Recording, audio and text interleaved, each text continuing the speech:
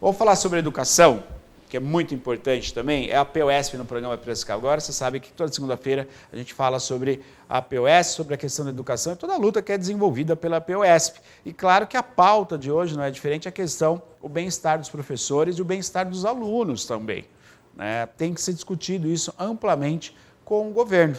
Vamos ver a ação da POSP, vai lá.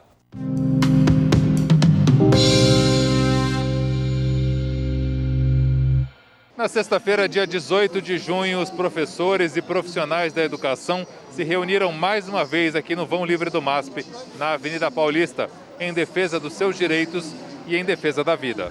Foi o Dia Estadual de Paralisação promovido pela APOSP que reuniu centenas de manifestantes de várias cidades, mantendo todos os protocolos de segurança. Essa luta que nós estamos fazendo, que é uma luta, é a mais justa que a APOSP já fez, que ela é acima de todas as outras, porque realmente é em defesa da vida. Não só dos professores e professoras e dos profissionais da educação, mas de toda a comunidade escolar e de toda a população. A nossa luta é em defesa da vida. Nós queremos a vacinação para todos. O Brasil é um país que demorou muito para vacinar a sua população. Hoje nós podíamos estar num percentual absolutamente maior de vacinados e incrivelmente menor de mortos. Nós não queremos o óbito do nosso povo. Nós exigimos o cumprimento da sentença judicial que determina o retorno às aulas presenciais só quando houver completa segurança.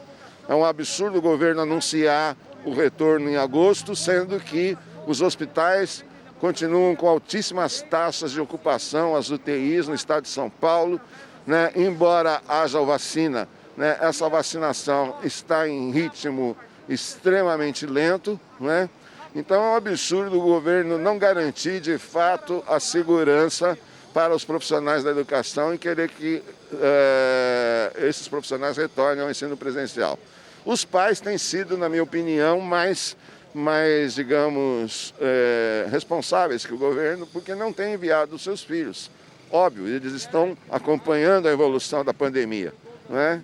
E o governo anuncia vacina para os professores, vacina, testagem em massa, mas as condições físicas, né, os protocolos de segurança, não há garantia nenhuma que isso seja seguido. Os dirigentes sindicais destacaram também a questão do reajuste salarial dos servidores, a inadequada reforma do ensino médio e o confisco dos pensionistas e aposentados. Eu acho que é uma atividade também que nós fazemos e vamos caminhar até a Praça da República para cobrar do governo do estado essa taxação aí, o confisco da aposentadoria dos aposentados, que é um absurdo, né? Um absurdo que acontece aqui no estado de São Paulo, e nós estamos aqui também para fazer essa luta, e uma luta em defesa dos aposentados, uma luta em defesa da vida, da democracia e direitos.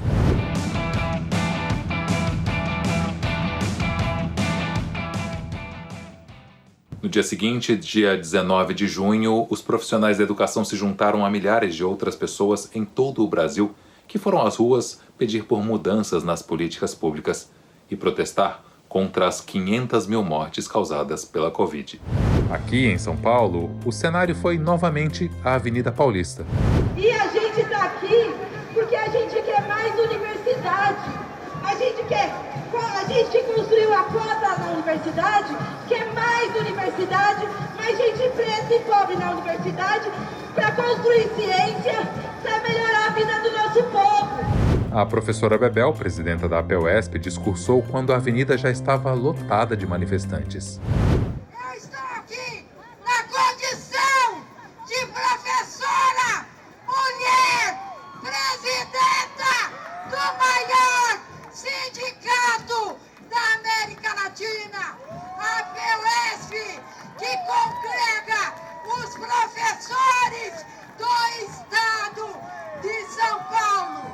Hoje são 500 mil de mortos. Não podemos conviver com isso.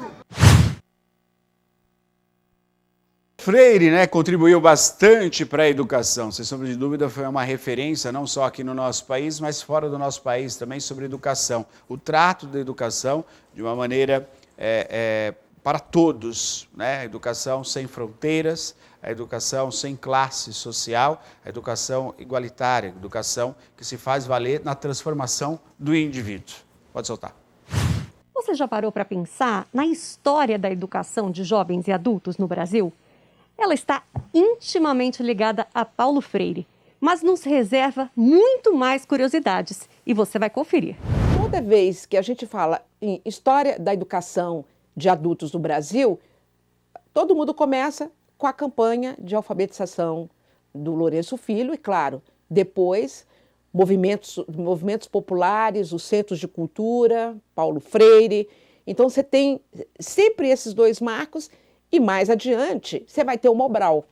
Então você tem, tanto no Império quanto no período da Primeira República, iniciativas também existiram. Na corte, você vai ter as associações beneméritas que vão começar a pensar a educação de adultos.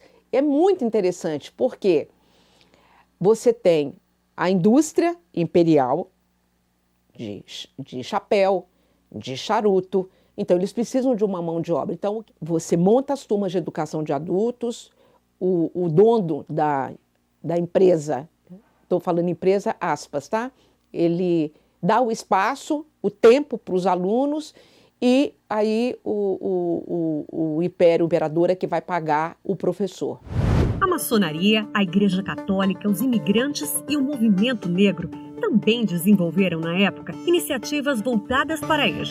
Mas é na década de 50 que Paulo Freire dá início à sua grande contribuição na história da educação de jovens e adultos. O Paulo Freire vai estar no Nordeste, onde você tem uma efervescência das ligas camponesas, a discussão pela reforma agrária. Então, você tem um contexto histórico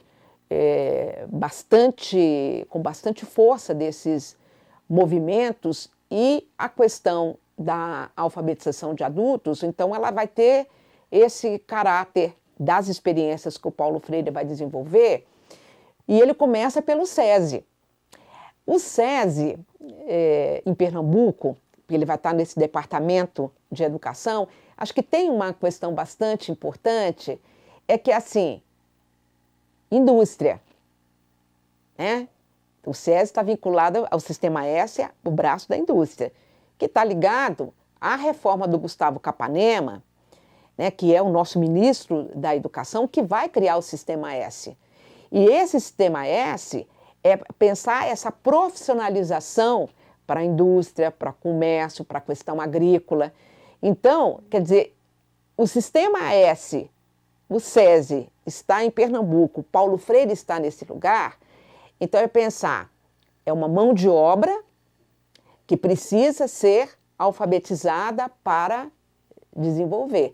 Então, essa primeira experiência do Paulo Freire ali, ela é bastante significativa. Então, só para a gente ver que nós estamos falando do Paulo Freire, 50, aí você pega século XXI, a gente ainda permanece com esse problema. A POSP no programa Piracicaba Agora.